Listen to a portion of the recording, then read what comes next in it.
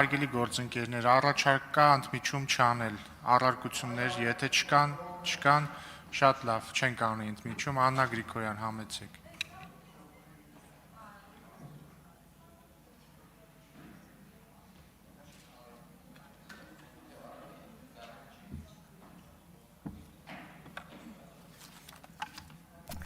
Սիրելի հայրենակիցներ,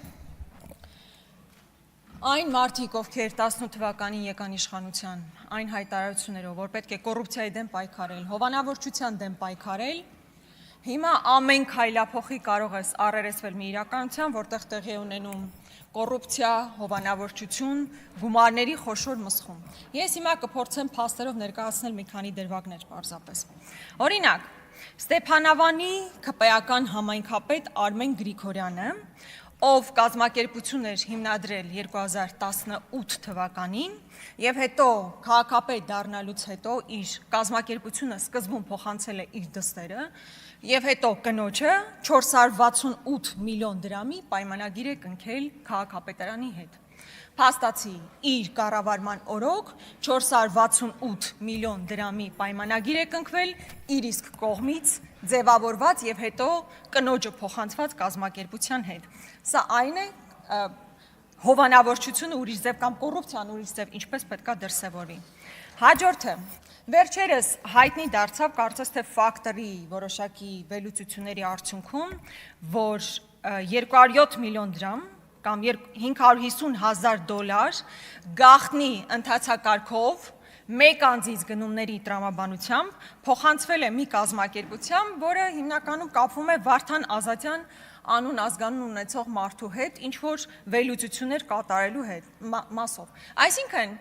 գաղտնի ընթացակարգով մեր քաղաքացիների գրպանից 550,000 դոլար տրամադրվում է մի մարդու ինչ որ վերլուծություններ կատարելու մասով, ես ուզում եմ հիշեցնել, որ տվյալ անձը օրինակ հեղինակել է ովքեր արեցին հեղափոխությունը ստեղծագործությունը, այսինքն մերձիշխանական մարդուն գաղտնի ռեժիմով մեկ ընթացակարգով տրամադրվել է 550,000 դոլար, հովանավորչություն, չեք լսել նման բան։ Հաջորդը բազմաթիվ են այն դեպքերը, երբ օրինակ կառավարության անդամ հանդիսացող մարդիկ դուրս են գալիս իրենց զբաղեցրած պաշտոններից եւ հետո հայտնվում են մի այլ կազմակերպությունում, որտեղ իրենք կոնկրետ ներդրում են ունեցել եւ պաշտոն են ունեցել։ Օրինակ, այս հայտնի QR-ների պատմությունը, որի մասին բազմաթիվ առիթներ ունեցել եմ խոսելու։ Ուրեմն ՊԵԿ նախագահի տեղակալ Միքայել Փաշայանը ունենալով կոնկրետ լիազորություններ, կոնկրետ իրավասություններ, իր կառավարման օրոք պիտակների, դրոշմապիտակների բիզնեսը մոնոպոլ դիրքով տրամադրում է մի կազմակերպության եւ հետո պաշտոնը լքելուց հետո գնում եւ զբաղեցնում է այդ կազմակերպության ղեկավարի պաշտոնը։ Բա քաղաքական կոռուպցիան ուրիշ ինչ տեսք է ունենում, երբ դու որպես լիազոր մարմնի ներկայացուցիչ մոնոպոլ դիրքերով հանձնում ես տվյալ բիզնեսը կոնկրետ կազմակերպությանը եւ պաշտոնը լքելուց հետո գնում ես այդ կազմակերպությունն ես ղեկավարում։ Հաջորդ նման հետաքրքրական օրինակը Դաստակերտի հանքավայրի օրինակն է, որը տարբեր սխեմաներով մի ձև հայտնվում է Գնել Սանոսյանի եւ փոխնախարար Հովհաննես Հովհաննիսյանի մտերիմ անձի ձեռքում եւ Հովհաննես Հովհաննիսյանը, որ մասնագիտությամբ բժիշկ է, իր պաշտոնավարումից հետո, տկեն փոխնախարար լինելուց հետո դուրս է գալիս եւ գնում է այնտեղ բավականին բարձր պաշտոն է զբաղեցնում, ինչ որ գծով տնօրենի պաշտոնն է զբաղեցնում։ Բա դա հովանավորչություն չի, դա քաղաքական կոռուպցիա չի, թե չեք լսել նման բանի մասին։ Հաջորդը սնանկացման էլեկտրոնային համակարգ ձևավորելու համար Արդարադատության նախարարությունը 2021 թվականին 173 միլիոն դրամ է տրամադրում Հարմոնիա կազմակերպությանը այդ ծրագիրն իրականացնելու համար։ 21 թվականից, տեսեք, քանի տարի անցել, այդ ծրագիրը չի գործում, այսինքն մեր հարկատուների գրպանից 173 միլիոն դրամ տրամադրվում է մի կազմակերպությանը ծրագիրը ներդնելու համար, գումարը վատնված է, ծրագիրը չկա։ Հիմա կամ ասեք ուղղակի անճարեք, կամ կոռուպցիոն մեխանիզմներով այդ գումարները վատնվել են։ Հաջորդը ինչի մասին ես կուզենայի խոսել։ Մեր Երևանում բնակվող մարդկանց համար լրջագույն մարտահրավեր է այն խցանումները, որոնցում մեզանից յուրաքանչյուրս հայտնվում է ամեն աշխատանքային օրվա ընթացքում։ Ժամերով կարող ենք կանգնել խցանումների մեջ։ Բայց հիմա ինչ է որոշել քաղաքապետարանը։ Ստեղծում է Երևանի երթևեկության կառավարման կենտրոն։ Այսինքն մի առանձին կենտրոն է ստեղծվում, որին տարեկան տրամադրվելու է մոտ 500 միլիոն դրամ։ Սիրելի հայրենակիցներ, 500 միլիոն դրամ տրամադրվելու է մի կենտրոնի, որը պետք է իրականացնի որոշակի գործառույթներ, օրինակ քաղաքային ճանապարհային ենթակառուցվածքների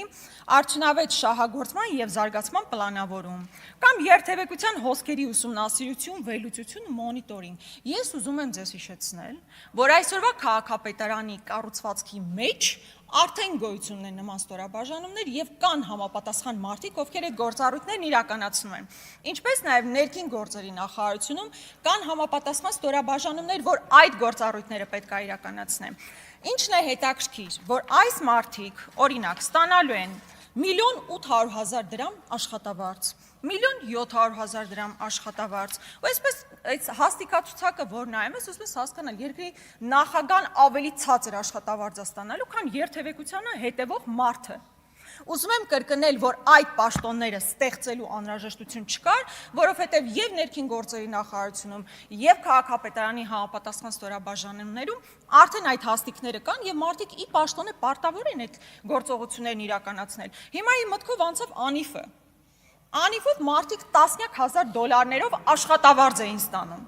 Մարդը ամսական $10,000 աշխատավարձ ստանում էր, գործողումներին խոշոր գումարներ ստանում էր, պարգևավճարներ ստանում էր, վերջը ինչ տեսանք, վերջը տեսանք տապալում։ Հիմա քաղաքապետարանում մարդ կա, որ այդ գործով պիտի զբաղվի, այդ գործի համար այդ մարդուն ասում են դու շարունակի մնալ, բայց հիմա քո գործառույթները արտապատվիրակում ենք մի կազմակերպության, որը 500 միլիոն